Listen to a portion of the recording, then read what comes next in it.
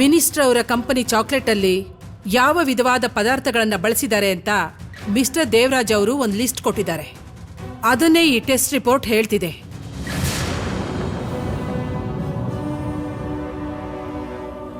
ಇದರಿಂದ ಈ ಚಾಕ್ಲೇಟಲ್ಲಿ ಯಾವುದೇ ವಿಧವಾದ ಮಾದಕ ವಸ್ತುನ ಬಳಸಿಲ್ಲ ಅಂತ ತಿಳಿತಾ ಇದೆ.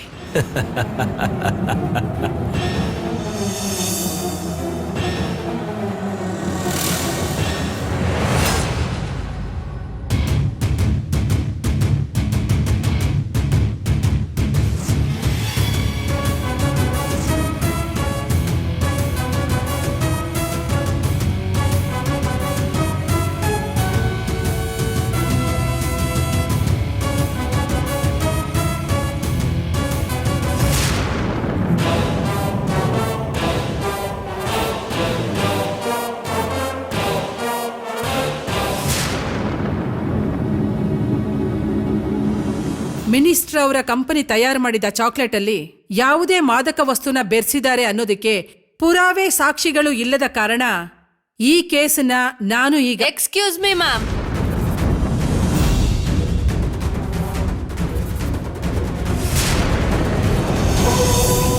ಇವಳು ಹ್ಯಾಕ್ ತಪ್ಪಿಸ್ಕೊಂಡು ಬಂದ್ಲು?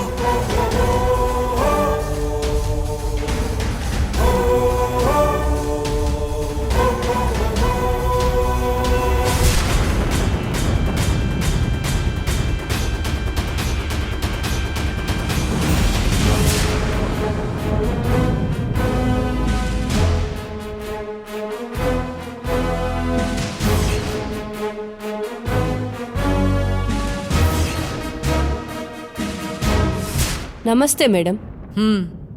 ನಾನೇ ಸರ್ಕಾರಿ ಪರಿಶೋಧನಾ ಅಧಿಕಾರಿ ಹೇಮಾ ಮೇಡಮ್. ಓ ಹಾಗಾ?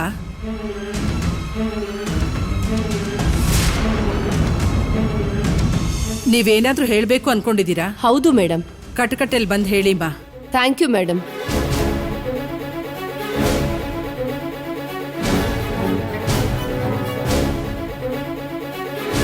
ಏನಾಯ್ತು?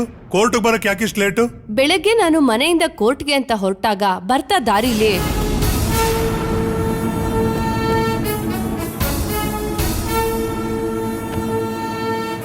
ನಿಲ್ಸಿ ನಿಲ್ಸಿ ನಿಲ್ಸಿ.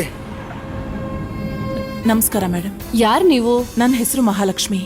ನಾನೇ ಮಿನಿಸ್ಟರ್ ಶಕುಂತಲಾ ದೇವಿ ವಿರುದ್ಧ ಕಂಪ್ಲೇಂಟ್ ಕೊಟ್ಟಿರೋದು. ಕಂಪ್ಲೇಂಟ್ ಕೊಟ್ಟಿ ನೀವೇ ಆಗಿದ್ರು ಚಾಕ್ಲೇಟ್ ಟೆಸ್ಟ್ ಮಾಡಿರೋ ರಿಪೋರ್ಟ್ ಬಗ್ಗೆ ನಿಮ್ ಹತ್ರ ಏನು ಹೇಳಕ್ ಆಗೋದಿಲ್ಲ ಮೇಡಮ್. ಅದು ಕಾನೂನು ಪ್ರಕಾರ ತಪ್ಪು. ಗೊತ್ತಿದೆ ಮೇಡಮ್. ರಿಪೋರ್ಟ್ ಬಗ್ಗೆ ನಾನೇನು ಕೇಳಕ್ ಬರ್ಲಿಲ್ಲ. ಏನ್ ನಡೆದ್ರೂ ಕಾನೂನು ಪ್ರಕಾರನೇ ನಡಿಬೇಕು. ನೀವು ಭದ್ರವಾಗಿ ಕೋರ್ಟ್ಗೆ ಹೋಗ್ಬೇಕು. ಈ ರಿಪೋರ್ಟ್ ಅನ್ನ ಸಬ್ಮಿಟ್ ಮಾಡ್ಬೇಕು. ಅಷ್ಟು ಸಾಕು. ಏನ್ ಹೇಳ್ತಾ ಇದ್ದೀರಾ? ದಾರಿಲಿ ಶಕುಂತಲಾ ದೇವಿ ಅವರ ಆಳುಗಳು ನಿಮ್ಗೋಸ್ಕರ ಕಾಯ್ತಿದ್ದಾರೆ. ನೀವ್ ಈ ಗಾಡಿಲಿ ಹೋಗೋದು ಅಷ್ಟು ಸೇಫ್ ಅಲ್ಲ. ಅದಕ್ಕೆ ನೀವು ನನ್ನ ಗಾಡಿಲಿ ಹೋದ್ರೆ ಚೆನ್ನಾಗಿರುತ್ತೆ. ಹಾಗಾ? ಸರಿ, ಈಗ ನಾನು ಏನ್ ಮಾಡ್ಬೇಕು? ನಮಗ್ ನಿಮ್ಮಿಂದ ಸ್ವಲ್ಪ ಸಹಾಯ ಆಗ್ಬೇಕಾಗಿತ್ತು. ಸರಿ ಮೇಡಮ್. ಓಕೆ.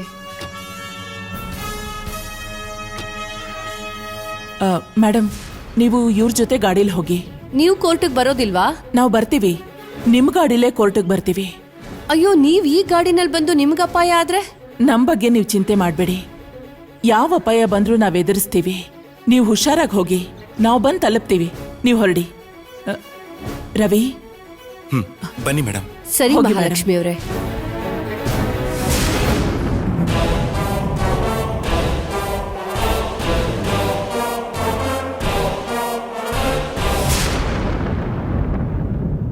ಯುವರ್ ಆನರ್, ನಾನು ಶ್ರೀಮತಿ ಹೇಮಾ ಅವ್ರ ಹತ್ರ ಕೆಲವು ಮುಖ್ಯವಾದ ಪ್ರಶ್ನೆಗಳನ್ನ ಕೇಳೋದಕ್ಕೆ ಇಷ್ಟಪಡ್ತೀನಿ. Yes, proceed. Thank you your honour. ನಿಮಗೆ ಬರೋ ದಾರಿನಲ್ಲಿ ಏನಾದ್ರೂ ತೊಂದರೆ ಆಯ್ತಾ? ಇಲ್ಲ ಸರ್. ಯಾರಾದ್ರೂ ತಡೆಯೋ ಪ್ರಯತ್ನ ಮಾಡಿದ್ರಾ? ಇಲ್ಲ ಸರ್. ಯುವರ್ ಆನರ್, ಇದರಿಂದನೇ ಇಲ್ಲಿ ಶ್ರೀಮತಿ ಹೇಮಾ ಅವರಿಗೆ ಮಿನಿಸ್ಟರ್ ಇಂದ ಯಾವುದೇ ಅಪಾಯ ಇಲ್ಲ ಅನ್ನೋದು, ಇದೆಲ್ಲವೂ ಮಹಾಲಕ್ಷ್ಮಿ ಮಿನಿಸ್ಟರ್ ಮೇಲೆ ವ್ಯರ್ಥ ಆರೋಪ ಮಾಡ್ತಾ ಇರೋದು ಸ್ಪಷ್ಟವಾಗಿ ಗೊತ್ತಾಗ್ತಾ ಇದೆ.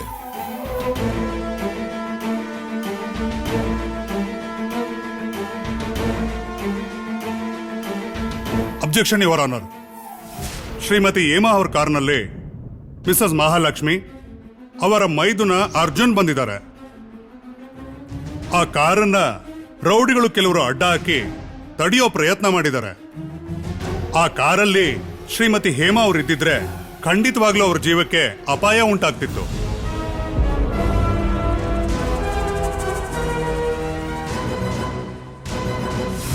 ಮಿಸಸ್ ಮಹಾಲಕ್ಷ್ಮಿ, ಆ ರೌಡಿಗಳು ಮಿನಿಸ್ಟರ್ ಕಡೆಯವರೇ ಅಂತ ಹೇಳೋದಕ್ಕೆ ನಿಮ್ಮ ಹತ್ರ ಏನಾದ್ರೂ ಸಾಕ್ಷಿ ಇದೆಯಾ? ಇಲ್ಲ. ಹಾಗಾದ್ರೆ ಇದು ಮಿನಿಸ್ಟರ್ ಮೇಲೆ ಮಾಡ್ತಾ ಇರೋ ಸುಳ್ಳು ಆಪಾದನೆ. ಯುವರ್ ಆನರ್, ಶ್ರೀಮತಿ ಹೇಮಾ ಅವರು ಇಲ್ಲಿ ಬರ್ಬೇಕಾದ್ರೆ ಪಟ್ಟಿರೋ ಕಷ್ಟಗಳು ಈ ಪ್ರಕರಣಕ್ಕೆ ಯಾವುದೇ ರೀತಿಯ ಸಂಬಂಧ ಇಲ್ಲ. ಈ ಕೋರ್ಟಿಗೆ ಬೇಕಾಗಿರೋದು ಅವರು ಕೊಡೋ ಲ್ಯಾಬ್ ಟೆಸ್ಟ್ ರಿಪೋರ್ಟ್ಸ್. ಅದನ್ನ ಈಗಾಗಲೇ ಸಬ್ಮಿಟ್ ಮಾಡಾಗಿದೆ. ಏನ್ ಸರ್ ಹೇಳ್ತಿದ್ದೀರಾ? ರಿಪೋರ್ಟ್ ಸಬ್ಮಿಟ್ ಆಗೋಯ್ತಾ? ಹೌದು. ಇಲ್ಲ ಸರ್, ರಿಪೋರ್ಟು ನನ್ನ ಹತ್ರನೇ ಇದೆ ಸರ್.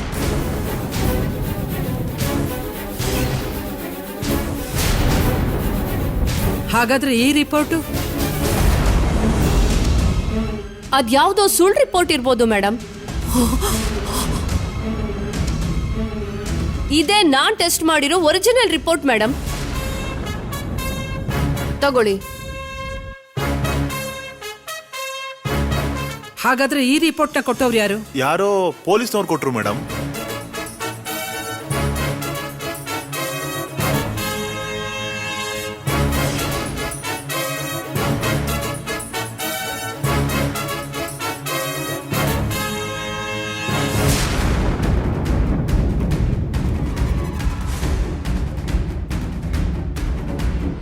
ಹಾಗಾದ್ರೆ ಚಾಕ್ಲೇಟ್ಗಳಲ್ಲಿ ಮಾದಕ ವಸ್ತುನ ಬೆರೆಸಿರೋದು ನಿಜಾನಾ?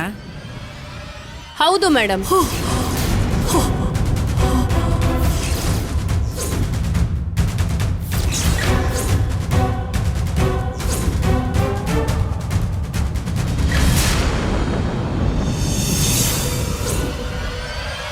ಮಿಸ್ಟರ್ ದೇವರಾಜ್, ನೀವೇನ್ ಹೇಳ್ತೀರಾ?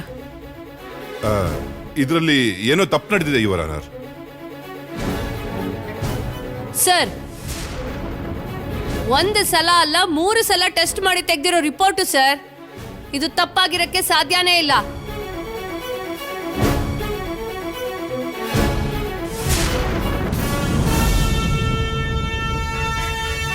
ಮಿಸ್ಟರ್ ದೇವರಾಜ್, ನೀವು ಅಂತಿಮವಾಗಿ ಏನಾದ್ರೂ ಹೇಳಕ್ ಬಯಸ್ತೀರಾ?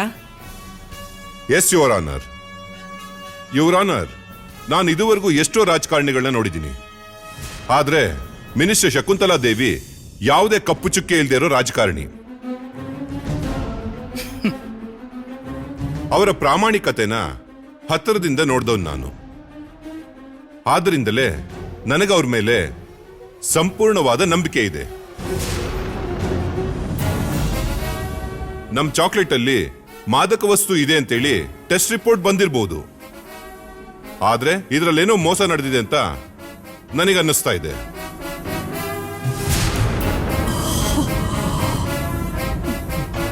ಅದನ್ನ ಹೇಗಾದ್ರೂ ಕಂಡುಹಿಡಿಬೇಕು. ಅದಕ್ಕೆ ಕಾಲಾವಕಾಶ ಬೇಕು. ಆದ್ರಿಂದ ಈ ಮೊಕದ್ದಮೆಯನ್ನ ಮುಂದೂಡಬೇಕಾಗಿ ವಿನಮ್ರತೆಯಿಂದ ಕೇಳ್ಕೊಳ್ತೀನಿ ಯುವರ್ ಆನರ್.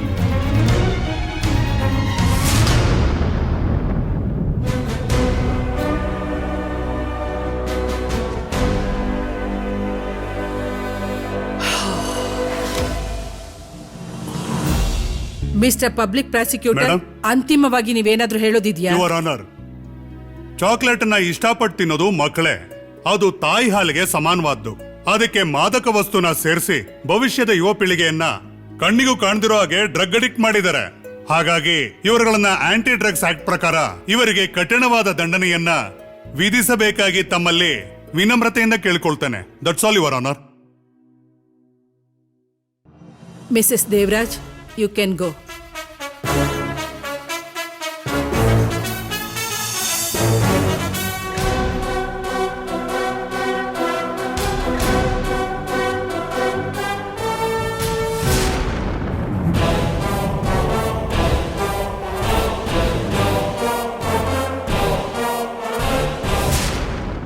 ಆಧಾರಗಳು ಪ್ರಸ್ತುತಪಡಿಸಿರುವ ವಾದಿಗಳಿಬ್ಬರನ್ನು ನೋಡಿದಾಗ ಮೊದಲನೇ ಮತ್ತು ಎರಡನೇ ಅಪರಾಧಿಗಳನ್ನಾಗಿ ಆರೋಪಕ್ಕೊಳಗಾಗಿರುವ ಸೆಂಟ್ರಲ್ ಮಿನಿಸ್ಟರ್ ಶಕುಂತಲಾ ದೇವಿ ಹಾಗೂ ಅವರ ಸಹೋದರ ರಾಜು ಇವರುಗಳ ಮೇಲೆ ಆರೋಪಗಳು ಮಾಡಿರುವುದು ಸಾಬೀತಾಗಿರುವುದರಿಂದ ಅವರಿಬ್ಬರನ್ನು ಮೇಲ್ವಿಚಾರಣೆಗಾಗಿ ಪೊಲೀಸ್ ಅಧಿಕಾರಿಗಳಿಗೆ ಈ ಕೋರ್ಟ್ ಸೂಚನೆ ನೀಡಿದೆ.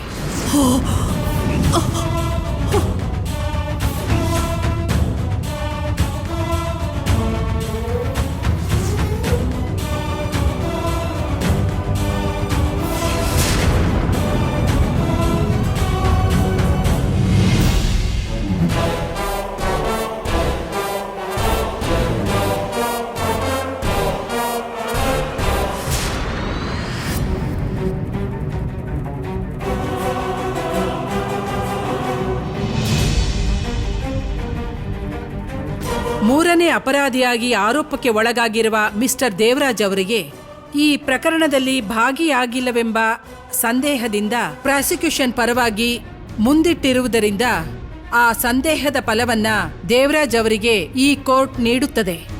ಆದರೆ ಅವರೇನಾದರೂ ಹೊರದೇಶಕ್ಕೆ ಹೋಗಲು ಇಚ್ಛಿಸಿದರೆ ಸಂಬಂಧಪಟ್ಟ ಪೊಲೀಸ್ ಅಧಿಕಾರಿಗಳಿಗೆ ರಿಪೋರ್ಟ್ ಮಾಡಿಕೊಳ್ಳಬೇಕಾಗಿ ಈ ಕೋರ್ಟ್ ಸೂಚಿಸುತ್ತದೆ.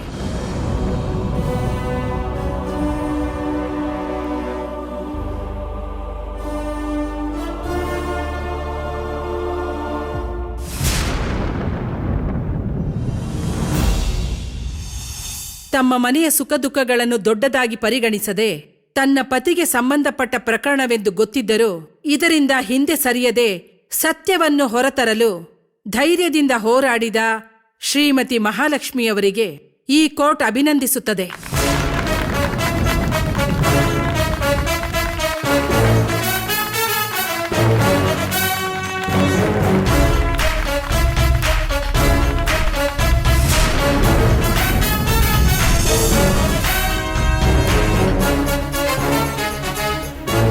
ಅವಮಾನ ಪಟ್ಕೊಂಡು ಹೋಗ್ತಾಳೆ ಅನ್ಕೊಂಡಿದ್ದೆ, ಆದ್ರೆ ಹೊಗಳಿಸ್ಕೊತಿದ್ದಾಳಲ್ಲ. The court is urgent.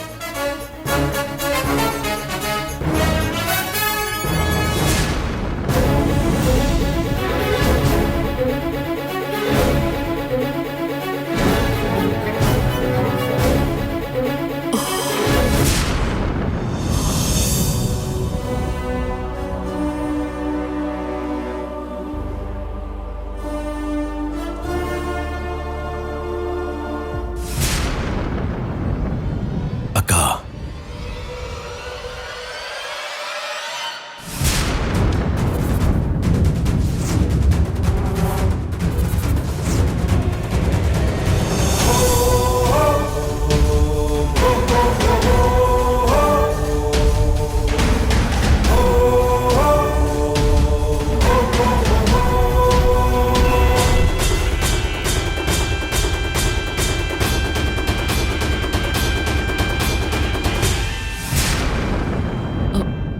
Arjun, ಅದಕ್ಕೆ ನಿಮ್ಮ ಅಣ್ಣನ ಹೋಗಿ ನೋಡು.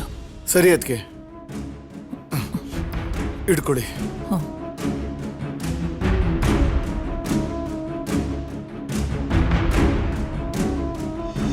ಅಣ್ಣ ಬಾರಣ ಹೋಗೋಣ. ಅಣ್ಣ ಬಾಣ.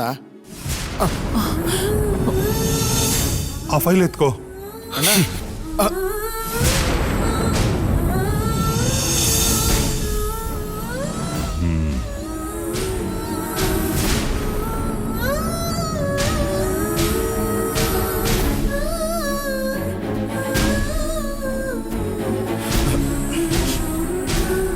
ಹೋಗೋಣ ಅದಕ್ಕೆ.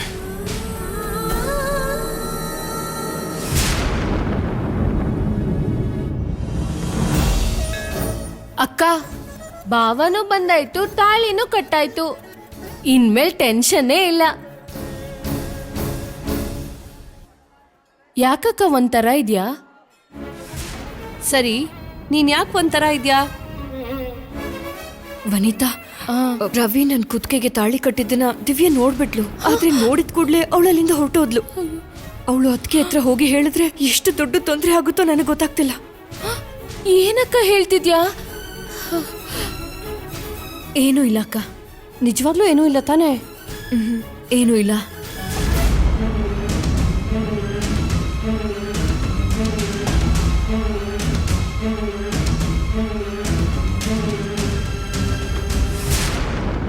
ಬನ್ನಿ ಬನ್ನಿ ಮಹಾಲಕ್ಷ್ಮಿ ಮೇಡಮ್ ಬಂದ್ರು. Congratulations madam. ಒಂದು ಸೆನ್ಸೇಷನಲ್ ಕೇಸ್ನಲ್ಲಿ ನಿಮ್ಮ ಪರವಾಗಿ ಗೆಲುವು ಸಿಕ್ಕಿದೆ. ಇದ್ರ ಬಗ್ಗೆ ಏನ್ ಹೇಳ್ತೀರಾ ಮೇಡಮ್? ಒಳ್ಳೆಯವ್ರಿಗೆ ನಾನ್ ಜೊತೆಗಿರ್ತೀನಿ ಅಂತ ನ್ಯಾಯ ದೇವತೆ ಮತ್ತೆ ನಿರೂಪಿಸಿದಾಳೆ. ನಿಮ್ ಹಸ್ಬೆಂಡ್ ಬಗ್ಗೆ ಕೊಟ್ಟಿರೋ ಜಡ್ಜ್ಮೆಂಟ್ ಬಗ್ಗೆ ನಿಮ್ಮ ಉತ್ತರ ಏನು ಮೇಡಮ್? ನಮ್ಮ ಯಜಮಾನ್ರು ನಿರಪರಾಧಿ. ಅವರು ಈ ಸಂದೇಹದ ಕೇಸಿಂದ ಹೊರಗೆ ಬರೋದಿಕ್ಕೆ ಒಂದು ಅವಕಾಶ ಸಿಗುತ್ತೆ ಅಂತ ನಾನು ನಂಬ್ದೆ. ಅದೇ ಈಗ ನಡೆದಿರೋದು. ವಿಚಾರಣೆ ಸಮಯದಲ್ಲಿ ನಿಮ್ ಯಜಮಾನ್ರೆ ನಿಮ್ ಮನ್ಸಿಗೆ ನೋವಾಗುವಂತ ಪ್ರಶ್ನೆ ಕೇಳಿದಾಗ ಆಗ ನಿಮ್ಗೆ ಹೇಗ ಅನಿಸ್ತು? ಅವ್ರು ನನ್ನ ಗಂಡನಾಗಿ ಯಾವ ಪ್ರಶ್ನೆನೂ ಕೇಳಿಲ್ಲ, ವಕೀಲಾಗ್ತಾನೆ ಪ್ರಶ್ನೆ ಕೇಳಿದ್ರು. ಅವರು ಅವ್ರ ಕರ್ತವ್ಯವನ್ನ ನಿಭಾಯಿಸಿರೋದನ್ನ ನೋಡಿ ನನಗೆ ತುಂಬಾ ಹೆಮ್ಮೆ ಆಯ್ತು. ಮಿನಿಸ್ಟ್ರು ತಮ್ಮ ಅಧಿಕಾರ ಬಳಸಿ ಕೇಸ್ನ ಮುಚ್ಚಾಕ್ತಾರೆ ಅಂತ ಹೇಳ್ತಿದ್ದೀರಲ್ಲ, ಅವ್ರಿಗೆ ಶಿಕ್ಷೆ ಆಗತ್ತೆ ಅಂತ ನೀವು ನಂಬ್ತೀರಾ? ಆ ನಂಬಿಕೆ ಇರೋದ್ರಿಂದಾನೇ ಇವತ್ತವ್ರನ್ನ ಅಪರಾಧಿ ಸ್ಥಾನದಲ್ಲಿ ನಿಲ್ಸಿದ್ದೀನಿ. ನಾಳೆ ಜೈಲ್ಗೂ ಕಳಿಸ್ತೀನಿ. ಕಂಗ್ರ್ಯಾಚುಲೇಷನ್ ಮಹಾಲಕ್ಷ್ಮಿ.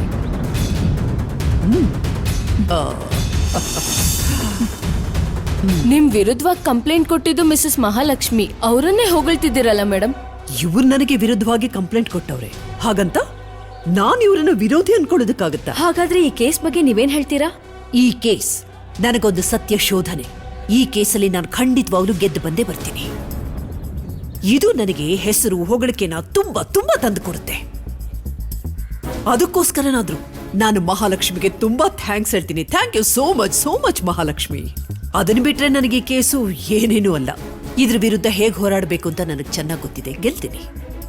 ಸರ್, ಒಂದ್ ನಿಮಿಷ. ಮೊದಲನೇ ಸಲ ಒಂದು ಕೇಸನ್ನ ನೀವು ಸೋತಿದ್ದೀರಾ.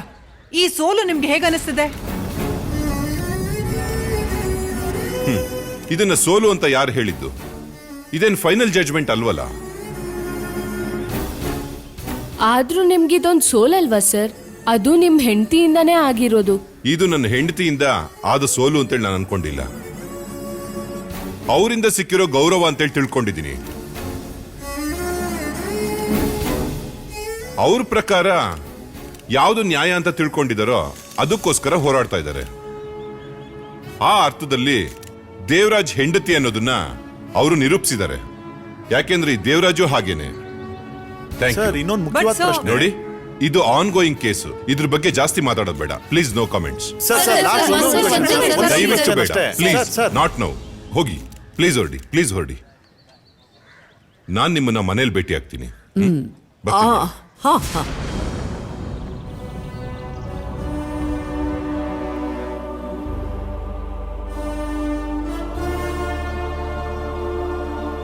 ಅಕ್ಕ, ನೀವು ಆಫೀಸ್ಗೆ ಹೋಗಿ ಆಮೇಲೆ ಮೀಟ್ ಮಾಡ್ತೀನಿ. ಅಣ್ಣ ಇರೋಣ. ಅದಕ್ಕೆ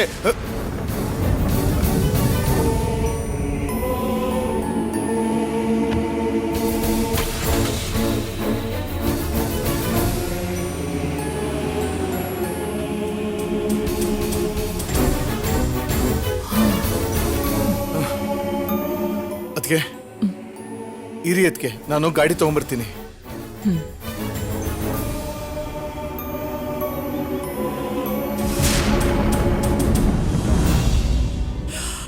ಏನ್ ಮಹಾಲಕ್ಷ್ಮಿ, ತುಂಬಾ ಸಂತೋಷವಾಗಿರೋ ಹಾಗಿದೆ. ಖಂಡಿತ ಇರಲೇಬೇಕಾಗತ್ತೆ. ನನ್ನ ಮೇಲೆ ಕಂಪ್ಲೇಂಟ್ ಕೊಟ್ಟು ಕೋರ್ಟ್ಗೆ ಎಳೆದು ಕಟಕಟಿನಲ್ಲಿ ನಿಲ್ಲಿಸ್ಬಿಟ್ಟಿಯಲ್ಲ. ಅಫ್ಕೋರ್ಸ್ ಸಂತೋಷ ಪಡ್ಲೇಬೇಕಲ್ವಾ? ಆದರೆ ನಿನ್ನಿಂದ ನನ್ನನ್ನು ಏನು ಮಾಡೋದಕ್ಕಾಗೋದಿಲ್ಲ. ನ್ಯಾಯ ದೇವತೆ ಕಣ್ಣುಗಳನ್ನ ಕಪ್ಪು ಬಟ್ಟೆಯಿಂದ ಕಟ್ಟಿರೋದನ್ನ ಮಾತ್ರ ನೀನು ನೋಡ್ತಾ ಇದೀಯಾ. ಆದ್ರೆ ಅದ್ರ ಬಾಯನ್ನ ಹಣದಿಂದ ಹೇಗೆ ಕಟ್ಟಬಹುದು ಅನ್ನೋದನ್ನ ನಾನು ಕಲ್ತಿದ್ದೀನಿ. ನಿಮ್ ತರ ಅಹಂಕಾರದಿಂದ ಮಾತಾಡಿದ ಎಷ್ಟೋ ಜನ ಮುಖ ಮುಚ್ಕೊಂಡು ಜೀಪ್ ಹತ್ಕೊಂಡು ಜೈಲಿಗೆ ಹೋಗೋದನ್ನ ನಾವು ನೋಡಿದೀವಿ.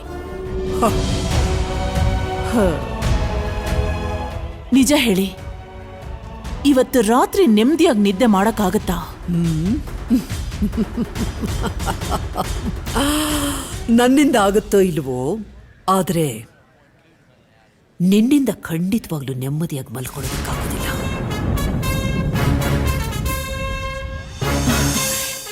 ಯಾಕಾಗಲ್ಲ? ಇವತ್ತು ನಾನು ಅಂದ್ಕೊಂಡಿದ್ ನಡೆದಿದ್ಯಲ್ಲ, ಇವತ್ತು ತುಂಬಾ ನೆಮ್ಮದಿಯಾಗಿ ನಿದ್ದೆ ಮಾಡ್ತೀನಿ. ಇಲ್ಲ ಮಹಾಲಕ್ಷ್ಮಿ, ಈಗ ನಾನೇ ಹೇಳೋ ಸತ್ಯದಿಂದ ನಿನ್ನಿಂದ ನೆಮ್ಮದಿಯಾಗಿ ಮಲ್ಕೊಳ್ಳೋಕ್ ಸಾಧ್ಯನೇ ಇಲ್ಲ.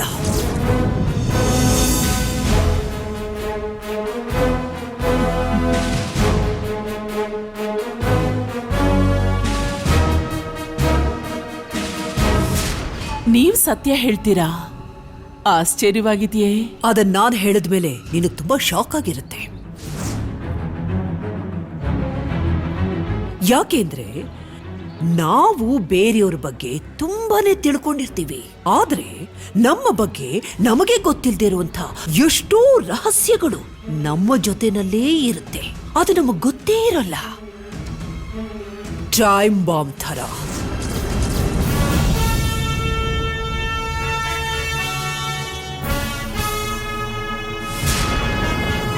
ಅದು ಯಾವಾಗ ಸಿಡಿಯುತ್ತೆ, ಹೇಗ್ ಸಿಡಿಯುತ್ತೆ ಅನ್ನೋದು ಗೊತ್ತಾಗಲ್ಲ. ಆದರೆ ಯಾವತ್ತಾದ್ರೂ ಒಂದಿನ ಪಟ್ಟಂತ ಸಿಡಿಯುತ್ತೆ. ಅಂಥದ್ದೊಂದು ರಹಸ್ಯ ಈಗ ನನ್ನ ಮುಖಾಂತರ ನಿನ್ನ ಎದುರಿಗೆ ಸಿಡಿಯುತ್ತೆ. ನಿನ್ನ ಮುದ್ದು ಮಗಳೊಬ್ಳು ಇದ್ದಾಳಲ್ಲ, ಅದೇ ಕೋರ್ಟಲ್ಲಿ ಅವಳನ್ನ ತುಂಬಾ ಹೊಗಳಿ ಹೇಳ್ತಿದ್ಯಲ್ಲ, ಅವಳು ಹೆಸರೇನು? ಹಾ, ಓ ಪ್ರಿಯಾ. ಪ್ರಿಯಾ, ನನ್ ಪ್ರಿಯಾಗೇನು? ನನ್ನ ಪ್ರಿಯಾಗೇನಾದ್ರೂ ಆಯ್ತು, ನಾನ್ ನಿಮ್ಮನ್ ಸುಮ್ನೆ ಬಿಡಲ್ಲ. ಏಯ್ ಏಯ್ ಯಾಕೆ ಇಷ್ಟು ಹೆದರ್ಕೋತಿದ್ಯಾ? ಅಯ್ಯೋಯ್ಯೋಯ್ಯೋ, ನಿನ್ನ ಮಗಳಿಗೆ ಏನೂ ಆಗಿಲ್ಲಪ್ಪ. ಆದ್ರೆ ಅವಳ ಬಗ್ಗೆ ಒಂದು ರಹಸ್ಯ ನನಗ್ ಗೊತ್ತು. ಏನ್ ರಹಸ್ಯ? ಅದೇ ನೀನು ತುಂಬಾ ಪ್ರೀತಿ ತೋರಿಸಿ ಬೆಳೆಸ್ತಾ ಇದೆಯಲ್ಲ, ಅದೇ ನಿನ್ನ ಮಗಳು ಪ್ರಿಯಾ. ಅವಳು ನೀನ್ ಹೆತ್ತ ಮಗಳಲ್ಲ.